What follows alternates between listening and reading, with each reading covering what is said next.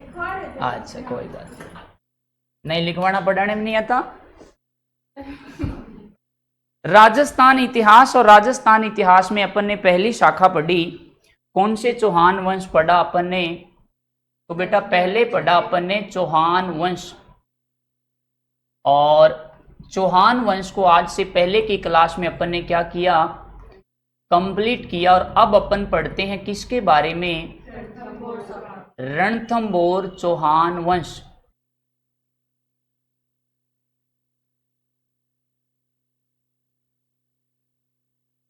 अब रणथंभौर का जो चौहान वंश है सर, इनकी स्थापना किसके द्वारा करवाई गई थी, कैसे करवाई गई थी, ये भी अपन डिटेल में पहले पढ़ेंगे। जैसे अपन बात करें, अपन ने पढ़ा कि जब मोहम्मद गोरी का मोहम्मद गोरी द्वारा क्या किया गया था, तराइन का दूसरा युद्ध किया गया, और वो बंदी बनाकर इनको कहां ले गया था? गजनी ले गया था। और वहां पर ये दोनों क्या कर लेते हैं? आत्महत्या कर लेते हैं, यानी सुसाइड कर लेते हैं। जैसे आत्महत्या की गई तो पृथ्वीराज चौहान की एक पत्नी का नाम था इच्छवी देवी। क्या नाम मिलता है? इच्छवी देवी। उसके गर्भ से एक संतान पैदा हुई थी। और यानी अपन बात करें, अजमेर का शासक जो था, जिसके नाम क्या मिलता है अपने को? पृथ्वीराज। और पृथ्वीराज चौहान के एक पुत्र था, और उसका नाम मिलता है, इनके पुत्र का नाम मिलता है बेटा गोविंदराज चौहान। क्या कहा जाता है? गोविंदराज चौहान कहा जाता है। और गोविंदराज चौहान यहां शासक तो बना 1192 से लेकर 94 ईस्वी तक, लेकिन आसपास की स्थिति कुछ सही नहीं थी। तो मोहम्मद गोरी ने क्या किया कि अजमेर में अपने एक गुलाम को भेज दिया, और गुलाम का नाम क्या मिलता है अपने को? मोहम्मद गोरी के गुलाम का क्या नाम था? तो उसका नाम मिलता है कुतुबुद्दीन ऐबक। और जब वह आया था, वह तुर्की इस्लाम था, और उसने भी आने के बाद यहां पर क्या करवाया? एक मस्जिद का निर्माण करवाया था। अब क्या हुआ कि जैसे ही अपन बात करें, इसे क्या कहा जाता है? तो ये जैसे ही बेटा अपना राजस्थान है, और राजस्थान की यदि अपन बात करें, इस प्रकार स्थिति है।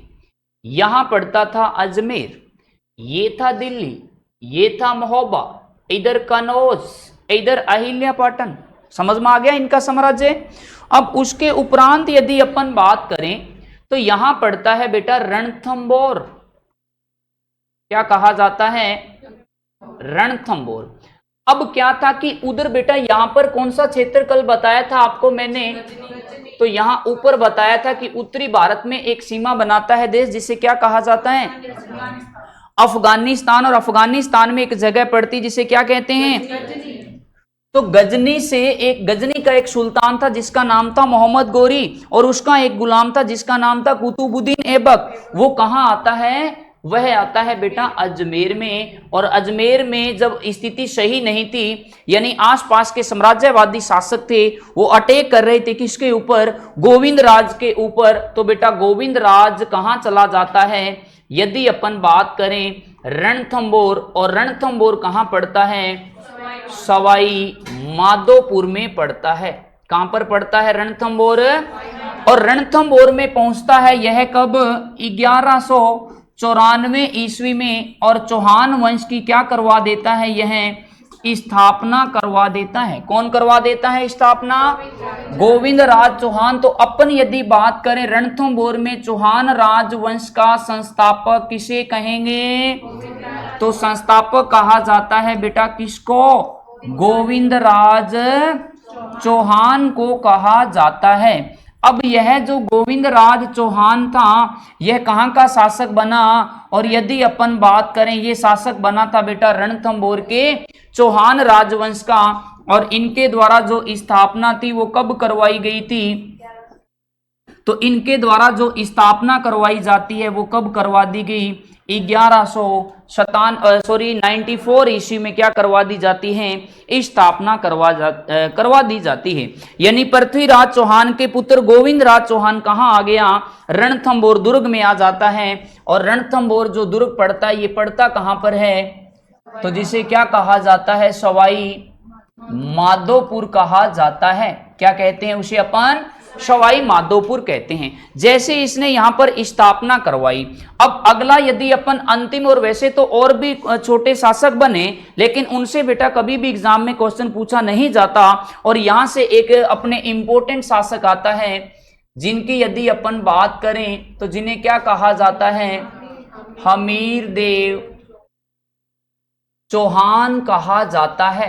क्या कहा जाता है, हमीर देव चौहान। और ये शासक बना था 1282 में शासक बना।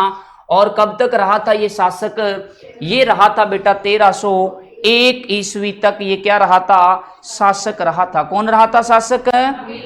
अब इनका थोड़ा अपन जीवन परिचय पढ़ते हैं, और इंपॉर्टेंट भी है परीक्षा के पॉइंट ऑफ व्यू से। अपन बात करें इनके पिता का नाम क्या था, तो इनके पिता का नाम था जेतर सिंह।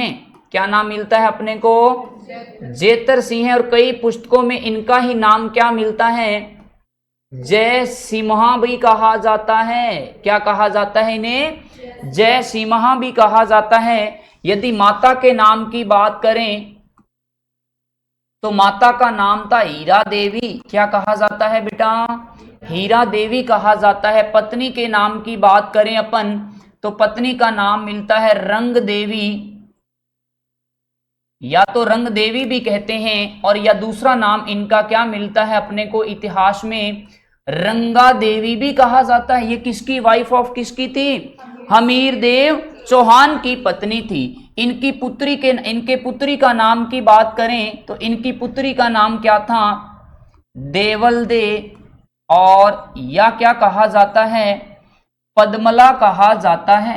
या तो बेटा क्या कहते हैं उसको अपन, देवल दे कहते हैं, या उसको क्या कहते हैं, पद्मला कहा जाता है। इनके गुरु का नाम था राघव देव। क्या नाम मिलता है गुरु का नाम, राघव देव। किसके गुरु जी थे, हमीर देव चौहान के गुरु थे। इनके उपनाम क्या कहा जाता है, इनका अन्य नाम भी मिलता है अपने को इतिहास में। इनको क्या कहा जाता है बेटा, 16 युद्धों का विजेता कहा जाता है। 16 युद्धों का क्या कहते हैं, विजेता, क्योंकि इसने अपने जीवन में कुल 17 युद्ध किए थे। और कितने पराजित हुए, फिर एक पराजित हुआ। कुल कितने युद्ध जीते थे इसने, 16 युद्ध जीते थे। और यदि अपन बात करें इनको क्या कहा जाता है, चौहान वंश का हट्टी शासक कहते हैं।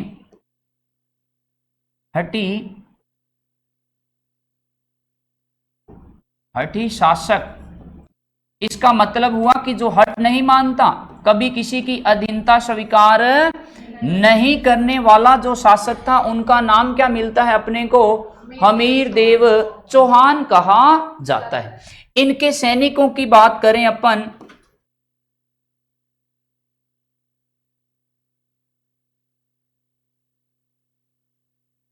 यानी सैनिक कौन कौन थे, अपन बात करें इनके सैनिकों के बारे में। नंबर 1 आता है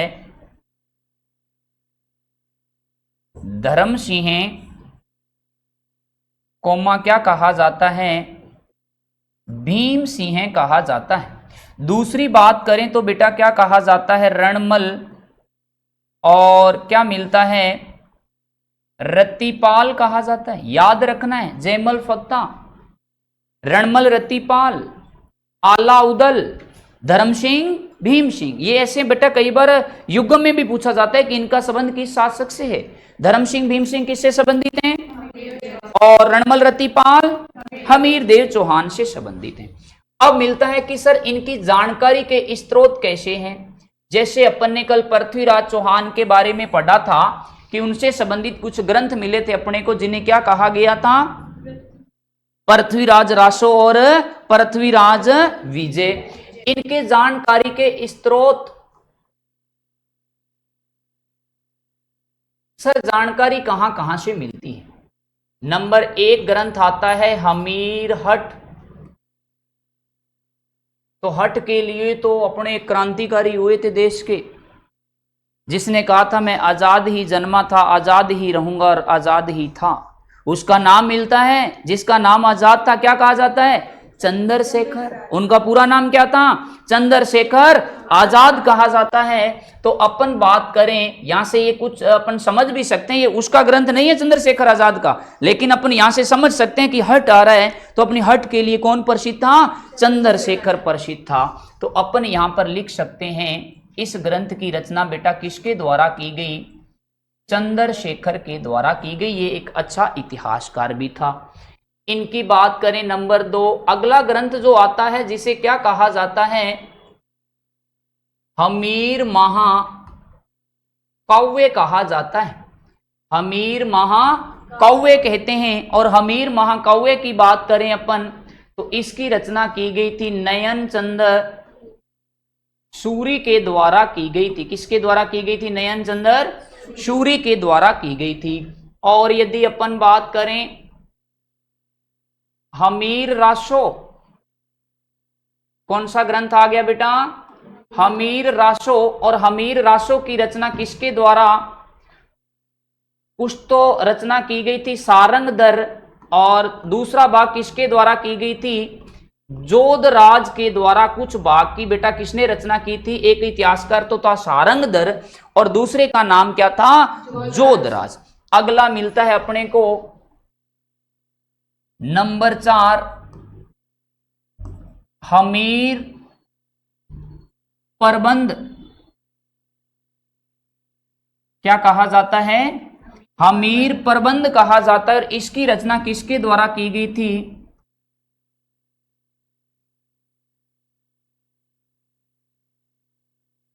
बंडाऊ व्यास के द्वारा इसकी रचना की गई थी। या बेटा कई बार बाउंड व्यास भी मिलता है इनका नाम। और इसने कौन सा ग्रंथ लिखा था? हमीर प्रबंध लिखा था। इनका एक दरबारी विद्वान भी था। किनका था दरबारी विद्वान? हमीर देव चौहान के दरबारी विद्वान का नाम मिलता है विजयादित्य। क्या कहा जाता है?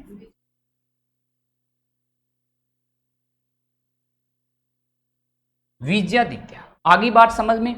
अब ये तो था बेटा हमीर देव चौहान का सामान्य सा परिचय। इनका पिता का नाम, माता का नाम, पत्नी, पुत्री, गुरु, अन्य नाम, इनके सैनिक, ये थोड़ा सा अपन ने संबंधित जानकारी पढ़ी। अब अपन बात करते हैं कि हमीर देव चौहान द्वारा क्या क्या करवाया गया। सबसे पहले अपन कार्यों की बात करें हमीर देव चौहान के, और फिर अपन पढ़ेंगे इनकी साम्राज्यवादी नीति। वो कैसे कहा था जलालुद्दीन खिलजी ने, जब वो रणथंभौर दुर्ग को जीत नहीं पाया, कि मैं ऐसे 10 किलों को मुसलमान के एक बाल बराबर नहीं समझता। ये कथन किसने कहा था? जलालुद्दीन खिलजी ने कहा था। जब अपन बचपन में छोटी कक्षाओं में अपन अध्ययन कर रहे थे तो उस समय अपन एक लोमड़ी की वो कहानी पढ़ते थे कि लोमड़ी जब बार बार छलांग लगा रही थी, उछल कूद कर रही थी वो अंगूर खाने के लिए, लेकिन वो जब अंगूर उसके पास नहीं आते, वो खा नहीं पाती, तो थक हार कर बैठ जाती है। वो क्या कहती है? अंगूर तो बहुत खट्टे हैं। इसी प्रकार जब जलालुद्दीन खिलजी इस दुर्ग को, रणथंभौर दुर्ग को बार बार जीतने के लिए प्रयास कर रहा था, लेकिन वो जीत नहीं पाया, तो उसने फिर कथन कहा था कि मैं ऐसे 10 किलों को मुसलमान की एक मुझ के बाल बराबर नहीं समझता। जबकि कुछ इतिहासकार कहते हैं कि मैं ऐसे 10 किलों को मुसलमान के बाल बराबर नहीं समझता। था तो बाल ही, चाहे वो मुझ को हुए, चाहे दाढ़ी को हुए, चाहे सर को हुए, सीधी सी बात है। आगे बात समझ में। अब कार्यों की बात करें तो नंबर 1 तो मिलता है कि हमीर देव चौहान के पिता का नाम था बेटा जेतर सिंह चौहान। इनका जो शासन काल था, स्वर्ण काल, मतलब 32 वर्षों तक शासन किया था। कितने वर्षों तक शासन किया था इसके पिता द्वारा? 32 वर्षों। अब इसने अपने पिता की याद में क्या करवाया? बोले मेरे पिताजी तो 32 साल शासन करके गए, 32। अपन बात करें 32 खंभों की, 32 खंभों की छतरी का निर्माण करवाया था। किसने करवाया था 32 खंभों की छतरी का निर्माण? हमीर देव चौहान ने। इसको वर्तमान में अपन क्या कहते हैं? तो इसे कहा जाता है न्याय की छतरी। क्या कहते हैं बेटा इसको? न्याय की छतरी। अब न्याय की छतरी सर क्यों कहा जाता है? क्योंकि हमीरदेव चौहान इसी छतरी के नीचे बैठकर, इसी के चबूतरे पर बैठकर अपने साम्राज्य का न्याय किया करता था। इसीलिए इसको क्या कहा जाता है, न्याय की छतरी, या इसको एक ऐसे भी कह सकते हैं, सीधा पूछा जा सकता है कि बताओ दिखा जेतर सिंह की छतरी कहाँ स्थित है, तो अपन कह सकते हैं कि जेतर सिंह की जो छतरी है वो कहां पे स्थित है, रणथंभौर दुर्ग में। दूसरी बात करें, दूसरा कार्य इस बंदे ने क्या करवाया, रणथंभौर में जल महलों का रणथंभौर में जल महलों का क्या करवाया था, निर्माण करवाया था। ये निर्माण बेटा किसके द्वारा करवाया गया था, हमीरदेव चौहान द्वारा करवाया गया। आगे बात समझ में।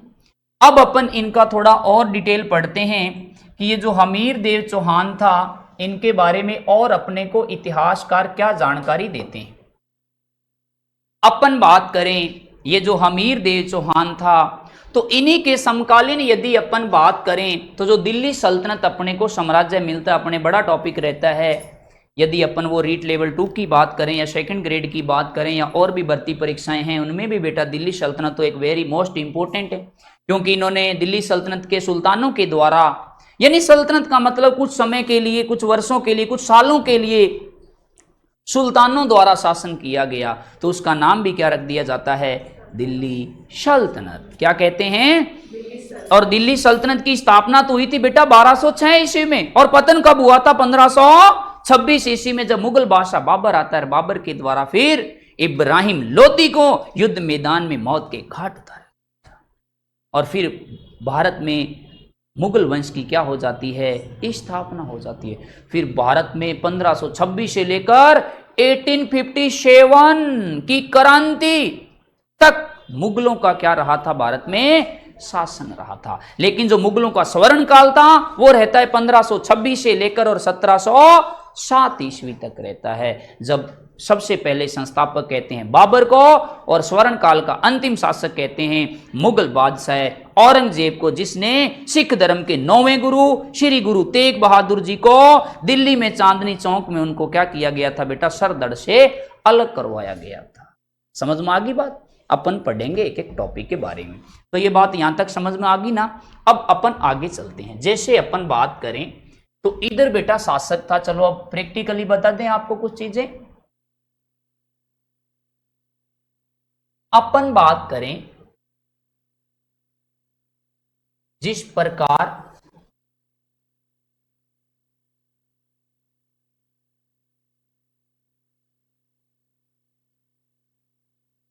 क्षेत्रफल की दृष्टि से सबसे बड़ा राज्य जिसे क्या कहते हैं, राजस्थान कहते हैं। चलो भाई इसके बारे में पढ़ें अपन। ये अपने यहां पर एक फोर्ट है यानी दुर्ग है, और इसके पास ही बिल्कुल नजदीक जिसे क्या कहा जाता है, सवाई माधोपुर में ही एक दुर्ग है जिसे बेटा और क्या कहते हैं, जाइन दुर्ग। इस दुर्ग का नाम तो क्या है, इसे कहा जाता है रणथंभौर दुर्ग। ये वैसे कला संस्कृति में भी पढ़ाया जाएगा आपको रणथंभौर दुर्ग, लेकिन जो इतिहास के संदर्भ में है वो अपन यही चर्चा करेंगे। और इस दुर्ग का नाम है, इसको कहा जाता है बेटा जाइन दुर्ग। कौन सा दुर्ग कहते हैं इसे, जाइन भी कहते हैं, शान भी कहते हैं, चाइन भी कहते हैं। द मोस्ट वेरी इंपॉर्टेंट इसको क्या कहा जाता है, रणथंभौर दुर्ग की कुंजी कहते हैं, की of the Ranthambore fort. Ranthambore की क्या कहा जाता है, यानी दुर्ग की कुंजी कहते हैं। अब रणथंभौर दुर्ग की कुंजी इसलिए कहा जाता है, कहने का तात्पर्य मेरा यह है कि जब इस दुर्ग पर अधिकार करना है तो सबसे पहले इस दुर्ग पर अधिकार करने से पहले किसको जीतना पड़ेगा, अपने को। इसका मतलब वो क्या है, यदि किसी घर के प्रवेश दरवाजे पर यदि वो लॉक लगा हुआ है बड़े वाला और अपने पास अंदर घुस नहीं सकते, यदि अपने पास चाबी आ जाए तो अपन आसानी से प्रवेश कर सकते हैं। किसने बेटा, इसका निर्माण नहीं करवाया। इसका निर्माण तो बेटा जी चौहान राजवंश के और शासकों के द्वारा करवाया गया, जो अपन दुर्गों में बात करेंगे। अब यदि अपन बात करें, यहां का शासक था और यहां के शासक का नाम मिलता है अपने को, क्या कहा जाता है? हमीर देव। क्या कहा जाता है? और यहां पर बेटा द्वारिकाधीश टेंपल पड़ता है, जो कौन से राज्य में है? गुजरात राज्य में है। और एक मंदिर हिंदू देवी देवताओं को और समर्पित है यहीं पर, और जिसे सोमनाथ का मंदिर कहते हैं।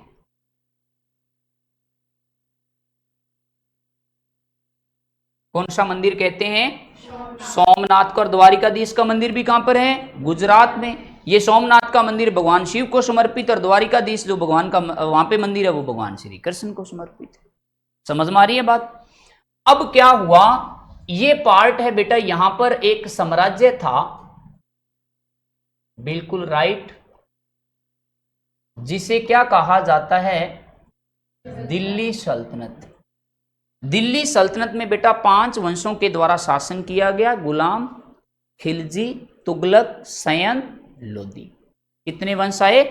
5 वंश आए। सबसे पहले गुलाम आए, फिर खिलजी आए, फिर तुगलक आए, फिर सयंद आए, और फिर कौन आए? लोदी वंश के सुल्तान आए। अब यहां बेटा उस समय शासन चल रहा था खिलजी वंश का। कौन से वंश का शासन था यहां पर? खिलजी वंश का शासन था। और खिलजी वंश की स्थापना तो हुई थी 1290 से लेकर, और ये रहा था प्रॉपर बेटा कब से कब तक? 1320 ईस्वी तक इनका कालक्रम रहता है। किनका कालक्रम रहता है? खिलजी वंश का कालक्रम रहता है। खिलजी वंश का संस्थापक भी यदि पूछ लिया जाए अपने से, तो क्या कहा जाता है? जलालुद्दीन खिलजी कहा जाता है। क्या कहा जाता है इनको? जलालुद्दीन खिलजी कहा जाता है। और जलालुद्दीन यदि खिलजी के कालक्रम की अपन बात करें तो 1290 से लेकर और 1296 ईस्वी तक ये शासक रहा था। अब ये जो सोमनाथ का मंदिर था, इसको लूटना चाहता था जलालुद्दीन खिलजी, लेकिन अपने को पता है कि बीच रास्ते एक शासक था हमीर देव चौहान, जो बहुत अटी शासक था, जो हट नहीं मानने वाला था किसी के सामने। तो इसने क्या किया कि यदि इस मंदिर पर अटैक करना है तो सबसे पहले बाधा कौन उत्पन्न हो रही है रास्ते में? और वैसा ही अपने जीवन में होता है। अपन बहुत दुखी रहते हैं संसार में, लेकिन अपन संसार में दुखी इसलिए रहते हैं कि जो अपने जीवन में बाधा बन रही होती है उसको अपन साइड में नहीं हटाते कभी भी। फिर अपन कहते हैं कि मैं बहुत दुखी हूं, मैं बहुत दुखी हूं। सारा संसार ही बेटा दुखियों का घर है इस जीवन में, क्योंकि महात्मा बुद्ध ने भी कहा था कि संसार में ना तोता सुखी ना मैना सुखी, जब डाल डहे तो वे भी दुखी। तो तोता मैना को कौन से मेल बनाने होते हैं?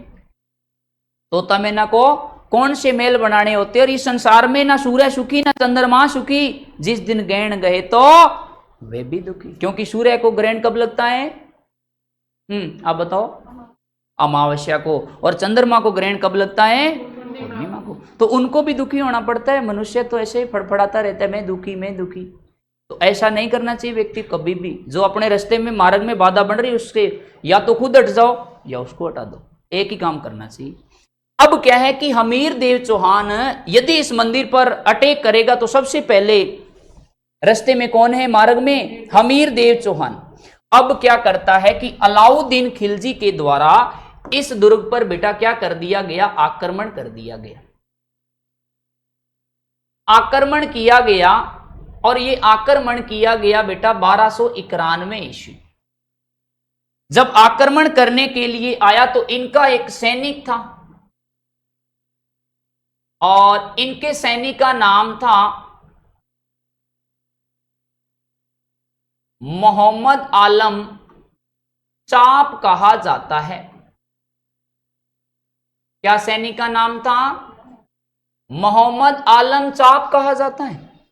आक्रमण किया इसने, और आक्रमण के दौरान इस दुर्ग पर इसने अधिकार कर लिया। कौन से दुर्ग पर अधिकार कर लिया?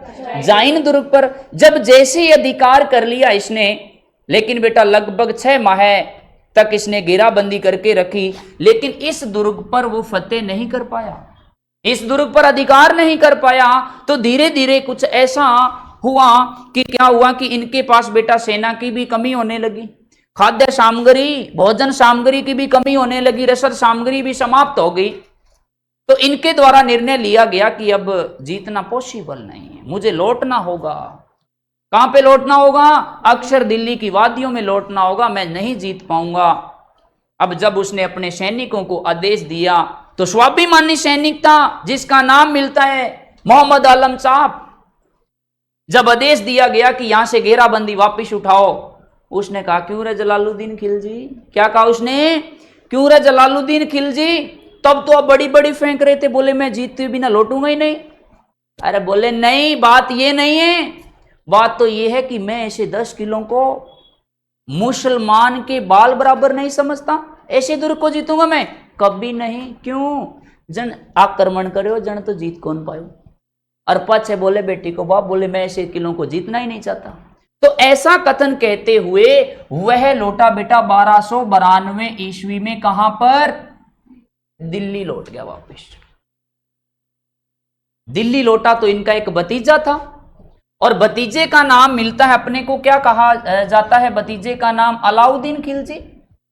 यानी इनके बाद अगला जो सुल्तान बना अलाउद्दीन खिलजी। और कालक्रम की अपन बात करें तो 1296 से लेकर 1316 ईस्वी जलालुद्दीन खिलजी का भतीजा ही नहीं, जबकि दामाद भी था। दामाद और भतीजा, बिल्कुल ये इतिहास ऐसा ही बताता है। क्योंकि इस्लाम धर्म में बेटा रक्त संबंधी रिश्ते भी हो जाते हैं। समझ में आ गई? बाकी तो आजकल भी बिगड़ती का नाम फैशन है, तो फैशन के दौर में गारंटी की इच्छा नहीं हो सकती, चाहे किसी से शादी ब्याह कराओ, वो तो है आपनो कल्चर। ऑनलाइन जमाना है, और ऑनलाइन जमाने में कुछ ऐसा ही देखने को मिलता है, हालांकि अपनी संस्कृति में ऐसा कहीं भी उल्लेख नहीं है। जलालुद्दीन खिलजी के दामाद का नाम था अलाउद्दीन खिलजी। अब अलाउद्दीन खिलजी, कई बार होता है ना कि अपन समय से पहले कुछ ज्यादा उपलब्धि हासिल करना चाहते हैं, तो उस समय फिर या तो प्रॉफिट या लॉस, दो ही काम होते हैं। अब इसने क्या किया कि समय से पहले ये सुल्तान बनना चाहता था, तो इसने अपने ससुर साहब का ही ट्रीटमेंट कर दिया, उसको मौत के घाट उतार दिया, और मौत के घाट उतार कर दिल्ली का सुल्तान बन जाता है। कौन? अलाउद्दीन खिलजी बन जाता है। अब जैसे अलाउद्दीन खिलजी सुल्तान बना, लेकिन कहते हैं ना भगवान के घर पर देर हो सकती है, अंधेर कभी नहीं होती। ऐसा ही कुछ इनके साथ, हालांकि ये भी वैसे कूटनीतिज्ञ आदमी था, ये रानी पद्मिनी को प्राप्त करने जाएगा 1303 में, लेकिन उससे पहले इसके साथ क्या होता है वो तो समझो। इसकी एक बेटा बेगम थी। किसकी थी बेगम? और बेगम बोले तो बेगम नेम ऑफ द चिमना, हाँ चिमना, मराठा बेगम थी उसकी। वैसे तो बहुत सारी बेगमा होती थी, लेकिन जो मतलब प्रिय एकदम, समझ गए आप। दूसरी बात करें, इनका एक सैनिक भी था, और सैनिक का नाम मिलता है मीर मोहम्मद शाह आलम। नहीं, अब वो सेवानिवृत्त हो गया, अब नया सैनिक है, नया सुल्तान, नए सैनिक। जैसे अपने जब विधानसभा चुनाव होते हैं, जब संसद के चुनाव होते हैं, राज्यसभा लोकसभा, तो जैसे जो जिस पार्टी का नेता आता है उन्हीं के सदस्यों को विभाग दिए जाते हैं। नया सुल्तान, नए सैनिक, लेकिन बेगम पुरानी थी। अब क्या हुआ कि ये बेगम थी इसकी चिमना, और उम्रदराज व्यक्ति था। कौन? अलाउद्दीन खिलजी।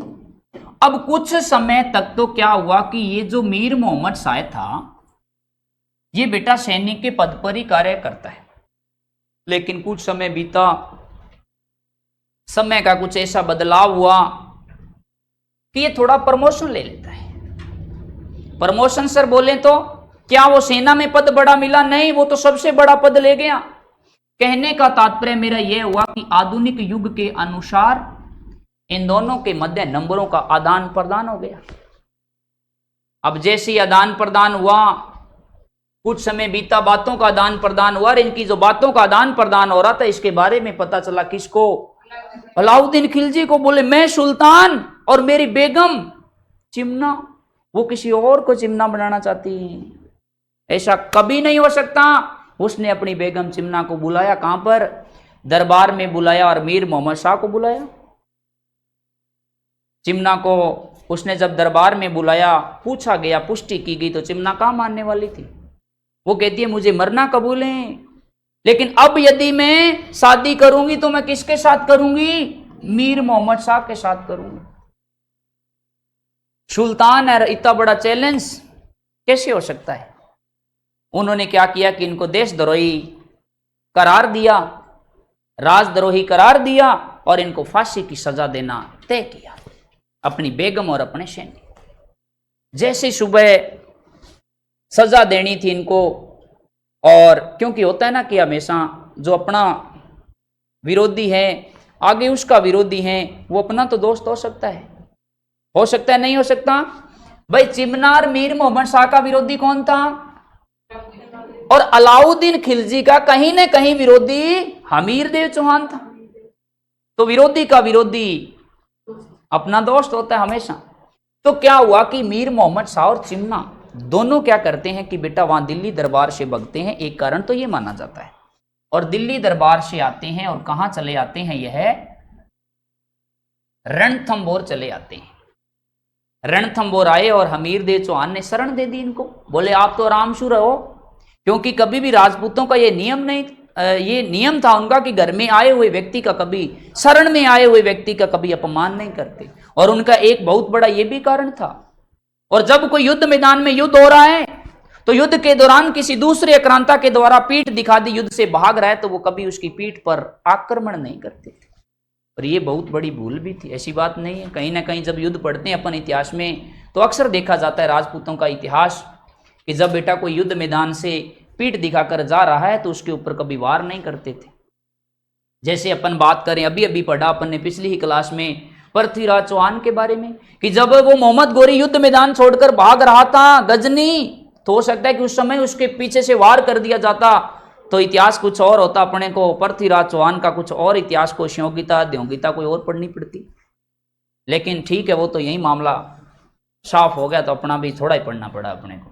अब उसके बाद क्या हुआ? एक कारण तो बेटा ये रहता है कि इसके दो शरणार्थी इसकी शरण में आ गए। दूसरा कारण ये मिलता है कि अलाउद्दीन खिलजी के द्वारा इस मंदिर पर आक्रमण किया गया था। इनका एक सैनिक तो मीर मोहम्मद शाह था, एक सैनिक का नाम था केबरू खां। जब ये यहां से धन पाट लूट करके जा रहे थे तो यहां बीच रास्ते इनके धन के बंटवारे को लेकर विवाद हुआ, और उनके धन के बंटवारे को लेकर जब विवाद हुआ तो हमीर देव ने उनको क्या कर दी? शरण दे दी। नंबर 2 कारण। नंबर तीसरा कारण मिलता है कि जलालुद्दीन खिलजी ने जब हमीर देव चौहान पर आक्रमण किया था, किसने किया था? कब किया था? 1291-92 ईस्वी में जब आक्रमण किया था तो वह जीत नहीं पाया था, और उसने कहा था कि मैं से 10 किलो को मुसलमान के बाल बराबर नहीं समझता। इतना कथन कहकर वो कहां चला गया था? अपमान हुआ था। नंबर 3 कारण, उसका भी बदला लेना चाहता था। नंबर 4 कारण की बात करें, हमीर देव चौहान की साम्राज्यवादी नीति, उसको खतरा था इस बात का कि हो सकता है कि आने वाले टाइम में जो हमीर देव चौहान हैं ये दिल्ली पर क्या कर ले? फिर पुनः अधिकार कर ले, क्योंकि दिल्ली पहले किनकी राजधानी रही थी? यहां पर एक वंश था, चौहान राजवंश, और चौहान राजवंश की प्रथम राजधानी दिल्ली को किसने बनाया था? विग्रहराज चतुर्थ ने बनाया था। बताया था ना मैंने परसों की क्लास में। थोड़ा याद भी किया करो, इस दिमाग को घुमाया करो, इसका यूज भी किया करो पढ़ाई के लिए, और नहीं। अपन बात करें, जैसे बेटा ये मैंने 4 कारण बताए। अलाउद्दीन खिलजी को जब पता चला कि मेरी चिमना और उसकी चिमना दोनों ये कहां गए हुए हैं? हमीर देव चौहान की शरण में गए हुए हैं, तो इनके कुछ और भी सैनिक थे। जैसे अपन बात करें, एक तो मिलता है बेटा उलूग खां। क्या मिलता है? उलूग खां कहा जाता है, और दूसरे का नाम क्या मिलता है? नुसरत खां कहा जाता है। एक का तो नाम क्या मिलता है? उलूग खां कहा जाता है, और दूसरे का नाम क्या मिलता है अपने को? नुसरत खां। मीर मोहम्मद शाह तो विश्वासघात करके कहां आ गया? रणथंभौर दुर्ग में आ गया। और उसके 2 और सैनिक थे, उलूग खां और नुसरत खां। अलाउद्दीन खिलजी ने क्या किया कि रणथंबोर दुर्ग पर आक्रमण करने के लिए इन दोनों व्यक्तियों को भेजा, बेटा 1299 ईस्वी में कि ते तो जाओ और आक्रमण करो। और उस समय हमीर देव चौहान के यहां पर दो प्रबंधक थे, एक का तो नाम मिलता है अपने को धर्म सिंह और दूसरे का नाम क्या मिलता है, भीम सिंह। कितने सैनिक थे पहले? अरे पहला युगम कौन सा था? धर्म सिंह है, भीम सिंह है। अब जैसे उसने आक्रमण किया उलूग खां और नुसरत खां ने, उस समय ये प्रबंधक कहां के थे? जाइन दुर्ग के। और इस आक्रमण के दौरान जब आक्रमण हुआ, इधर तो बेटा भीम सिंह मारा जाता है और इधर कौन मारा जाता है? नुसरत खां मारा जाता है। जब नुसरत खां मारा गया, उधर भीम सिंह मारा गया, तो उलूग खां के पास सेना की कमी हुई, वो वापस लौट जाता है बास सुल्तान के पास। सुल्तान उस समय कौन था?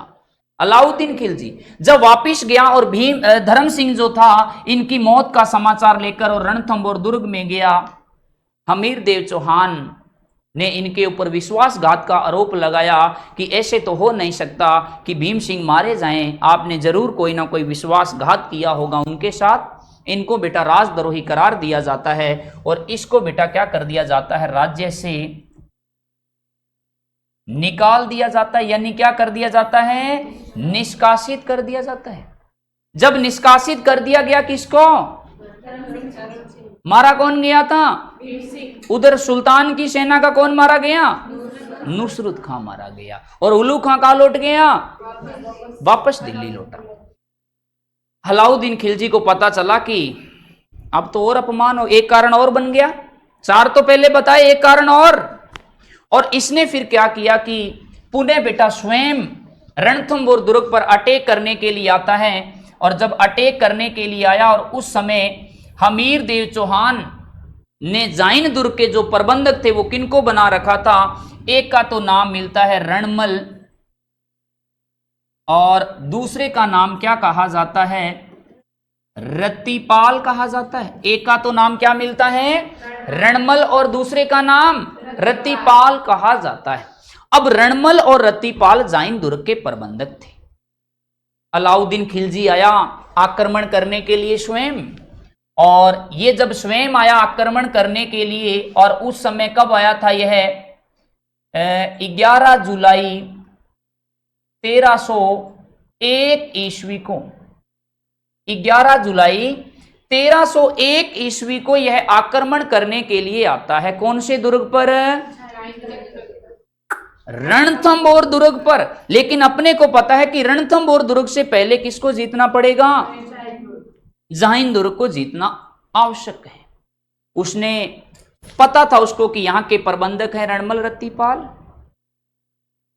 क्या हुआ कि सेना ने चारों ओर से घेर लिया दुर्ग को, और रणमल रत्तीपाल को लालच दिया कि क्यों रे रणमल रत्तीपाल, आज तो आप सेना में एक सैनिक के पद पर कार्यरत हो, यदि आप इस सवाई माधोपुर में जो रणथंबोर दुर्ग है उस दुर्ग में घुसने के लिए कोई गुप्त मार्ग बता दो।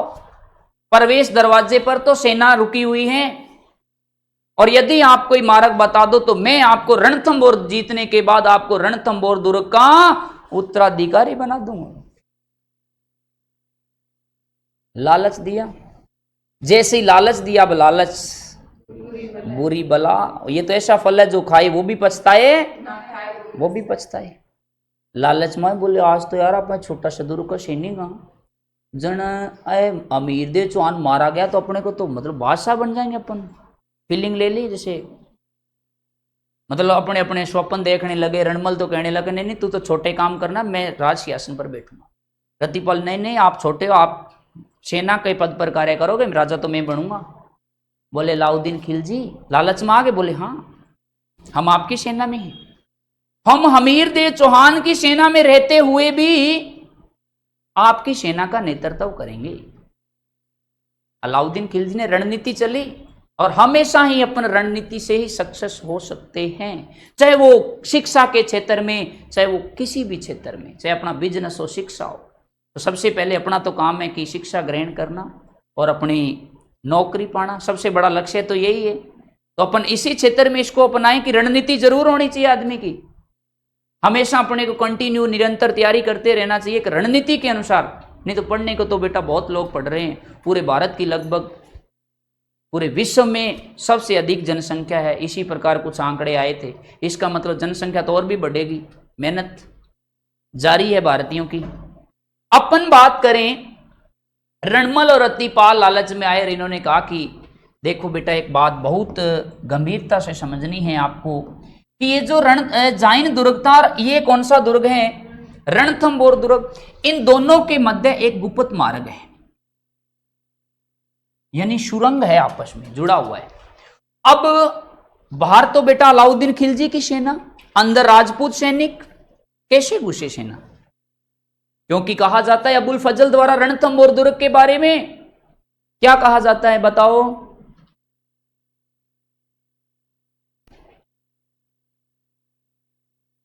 बताओ बताओ कोई भी। आप, मुझे उम्मीद है आपसे, और मेरे को लगता है मेरी उम्मीद पर आप खरा उतरोगे एकदम। उतर गए आप खरा, मुझे यही उम्मीद थी कि आपको नहीं आता। उसने कहा था कि अन्य सब दुर्ग नंगे हैं, ये पूर्णतः बख्तरबंद है।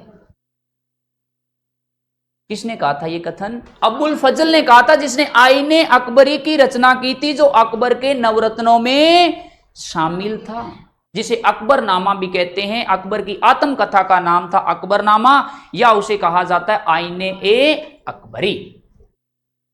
रणमल रतिपाल ने कहा कि आप ऐसे करो कि यहां से अपनी सेना अंदर प्रवेश करवाओ और अंदर भेज दो सेना। बाहर किसकी सेना है? ऑलरेडी अलाउद्दीन खिलजी की सेना ने ऑलरेडी चारों ओर से घेर रखा है। और कुछ सेना को क्या किया कि कहां भिजवा दिया गया? यदि अपन बात करें तो भीतर भिजवा दिया गया सेना को। आगे हमीर देव चौहान की सेना और इधर अलाउद्दीन खिलजी की सेना। जब जैसे बेटा अलाउद्दीन खिलजी की सेना और हमीर देव चौहान की सेना आमने सामने होती हैं, यानी दोनों के मध्य एक बहुत बड़ा युद्ध हुआ। और यह युद्ध कब होता है? 11 जुलाई 1301 ईस्वी को।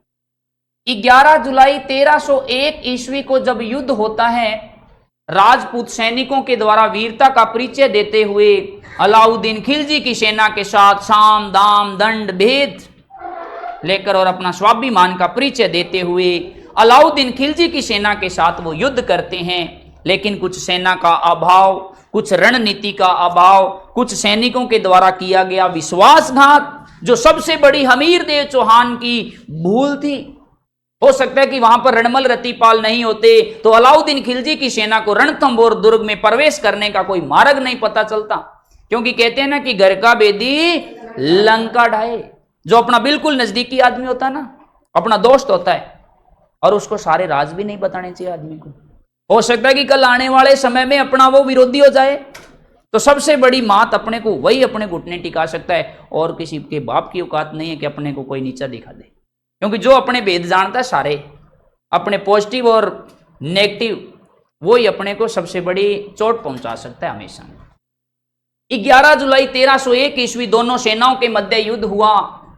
इधर राजपूतों के द्वारा हमीर देव चौहान के नेतृत्व में बेटा क्या किया गया? केसरिया किया गया। और राजपूत महिलाओं के द्वारा बेटा क्या किया गया? जौहर किया गया। सर, ये केसरिया और जौहर क्या होते हैं? जब ये दोनों हो जाते हैं तो उसे बेटा क्या कहा जाता है? शाका कहा जाता है। क्या होता था कि प्राचीन में जब कोई भी तुर्की आक्रांता या कोई मुस्लिम आक्रांता के द्वारा आक्रमण किया जाता था राजपूतों पर, तो राजपूत जो पुरुष होते थे, क्योंकि इनका एक ही वाक्य होता था, या तो विजय या वीरगति। जब युद्ध में जाएंगे या तो जीत कर आएंगे, यदि नहीं जीत कर आएंगे तो हम वीर गति को प्राप्त होके आएंगे। हम ये नहीं कि अगला भाई सब अधीनता कर ली में तो सब, ऐसा कभी नहीं होता था। या तो वीरता या वीर गति। अब जब कोई भी आक्रमण करेगा तो राजपूत पुरुष बेटा केसरिया रंग का वस्त्र धारण करके युद्ध भूमि में जाएंगे, और जब वो वीर गति को प्राप्त हो जाएंगे तो उसे क्या कहा जाएगा? केसरिया कहा जाएगा। अब क्या है कि जैसे तुर्की आक्रांताओं ने आक्रमण किया, राजपूत पुरुष मारे जाते हैं, केसरिया हो गया। महिलाएं क्या करेंगी बेचारी? उनको पता है कि तुर्की आक्रांता है, हमें हमारे को बंदी बनाया जाएगा, हमारे को प्रताड़ित किया जाएगा और हमें क्या बनाया जाएगा, बेगम बनाया जाएगा। इसका मतलब इस्लाम धर्म स्वीकार करवाया जाएगा। वे क्या करती, या तो बेटा बड़े तालाब होते थे, पानी के जलाशय कुंड हौद होते थे जिनमें जल होता था गहरा, उनमें कूद जाती, और या बेटा अग्नि जलाकर उसमें अपने स्वाभिमान का त्याग करते हुए, अपना स्वाभिमान अपने पति यानी राजा के प्रति स्वाभिमान दिखाते हुए वह उस अग्नि में कूदकर अपने प्राणों को त्याग देती थी। कुछ जगह ऐसा भी हुआ कि जहां पर केसरिया तो हुआ था लेकिन महिलाओं के द्वारा जौहर नहीं किया गया। अब क्यों नहीं किया गया, ये नहीं कि महिलाएं बेईमान हो गई थी, बोले ये नहीं तो कोई और सही, और नहीं तो कोई और सही, ऐसा नहीं था, उनको समय नहीं मिला था। वो क्या कारण था, जैसलमेर के दुर्ग में हुआ था अर्धशाखा। अब जैसे राजपूत पुरुष तो बेटा केसरिया करेंगे और महिलाएं क्या करेंगी, और जौहर कितने प्रकार का होता है, 2 प्रकार का होता है। एक तो होता है बेटा जल जौहर, क्या होता है, जल जौहर, और दूसरा क्या होता है, तो दूसरा कहा जाता है बेटा कौन सा जौहर, सर कोई तीसरा जौहर, ये पंखे वाला भी था क्या, नहीं, ये आजकल का जौहर है, यह है आजकल का जौहर है। उस समय बेटा जो राजपूत महिलाएं होती थी वह अपनी वीरता का परिचय देते हुए, ये नहीं तो कोई और भी नहीं, वो भी क्या करती, या तो अग्नि में कूदकर और या जल में कूदकर अपने प्राणों को त्याग देती। लेकिन एक यहां पर इंपॉर्टेंट बात और कि राजस्थान का जो प्रथम जौहर हुआ था वो जल जौहर हुआ था, और राजस्थान का प्रथम ही नहीं, ये राजस्थान का एकमात्र भी जल जौहर था। इसके अलावा कहीं और बेटा जी राजस्थान में अपने को जल जौहर के प्रमाण नहीं मिले, केवल और केवल किसके प्रमाण मिले हैं, अग्नि जौहर के ही प्रमाण मिले हैं। अब जैसे बेटा ये क्या हुआ कि 11 जुलाई 1301 ईस्वी को रणथंभौर दुर्ग पर अधिकार हुआ, और रणथंभौर दुर्ग का नाम क्या रखा इसने, इसका नाम रखा सर मोनीमाबाद। क्या नाम रखा, मोनीमाबाद। और एक आएगा मोमीनाबाद, मोमीनाबाद आ जाए तो आमेर, मोमीना आमेर, मोनीमा रणथंभौर। घबराना नहीं है किसी भी बात से। देखो एक तो आएगा अपने पास शब्द आमेर और मोमीनाबाद, एक शब्द आएगा अपने पास रणथंभौर। ने का उच्चारण हो रहा है क्या यहां पर, अरे हो रहा है चाहे खाली अड़ू हुए लेकिन ने का उच्चारण तो हो रहा है ना, तो इसका नाम क्या आता है, उधर मोमी, यहां पर क्या आ जाएगा, और यहां आ जाएगा मोनीमाबाद। यहां पर भी ने, यहां पर भी ने, यहां पर भी मैं, और यहां पर भी मैं। आमेर आ जाए तो आमेर का नाम क्या था, मोमीना। रणथंभौर आ जाए तो मोनीमा। सर रणमल रत्तीपाल, आज चिमनार भी के चिमना को कहीं हो, रणमल रत्तीपाल जब अपना लालच लेने के लिए गए, बोले सुल्तान हम अपने वादे के पक्के थे बिल्कुल। अलाउद्दीन खिलजी ने कहा कि वादे तो कभी चिमना भी बहुत करती थी, वो भी धोखेबाज निकली, आप भी एक धोखेबाज इंसान हो, विश्वासघात इंसान हो। बोले क्यों, हमने तो जो आपको बात कही थी उस पर बिल्कुल खरे उतरे, ऐसे जैसे 24 कैरेट का गोल्ड होता है। बोले थे तो खोटो भी कोना, 24 कैरेट नहीं, आप तो कुछ भी नहीं हो। आपको मैंने एक किले का लालच दिया और आपने अपने स्वामी भगत हमीर देव चौहान की पोल खोल दी। यदि मेरे से कोई अधिक रणनीति वाला आदमी आके आपको 2 किलो का लालच दे दे, बोले दिल्ली को किलो दे देना तान, तो अलाउद्दीन खिलजी ने जीतना को कोई रस्तो बता दो, तते तो मांग की भी पोल खोल सको। इसके लिए आपको कोई जीने का अधिकार नहीं है, आपको मरने का अधिकार है। इसका मतलब किसी के साथ धोखा करना, और धोखा करना एक बहुत बड़ा बेटा अपराध है, उसकी सजा पहली बात तो यही मिल जाएगी, नहीं ऊपर मिल जाएगी। 2 न्यायालय है ना अपने, एक तो यहां जीते जी और एक फिर मरते जी। अब देखो मरते जी तो नहीं देखा कैसा न्यायालय होगा, लेकिन यहां वाले जरूर पता है कानून के बारे में। रणमल और रत्तीपाल को भी मौत के घाट उतार दिया। अब सर चिमनार भी के चिमना को कहीं हो, बारी आती है चिमना और मीर मोहम्मद शाह की। अलाउद्दीन खिलजी ने फिर पूछा चिमना से, लेकिन चिमना कहाँ मानने वाली थी।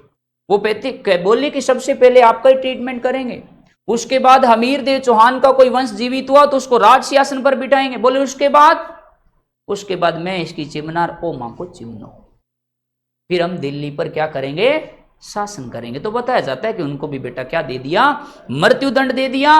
और यहां पर किसको प्रबंधक बना दिया था अलाउद्दीन खिलजी ने, उलुग खां को प्रबंधक बना दिया, अर्थात 11 जुलाई 1301 ईस्वी को। और इसको बेटा और क्या कहा जाता है, राजस्थान का प्रथम शाका कहते हैं। किसको कहते हैं, राजस्थान का प्रथम शाका, जो रणथंभौर दुर्ग में हुआ। इसके साथ ही बेटा चौहान राजवंश की रणथंभौर शाखा का भी पतन हो जाता है। आगे बात समझ में बात की आज ही पधारे श्री राम क्लासेस, डूंगर कॉलेज के पास, JNB कॉलोनी, बीकानेर।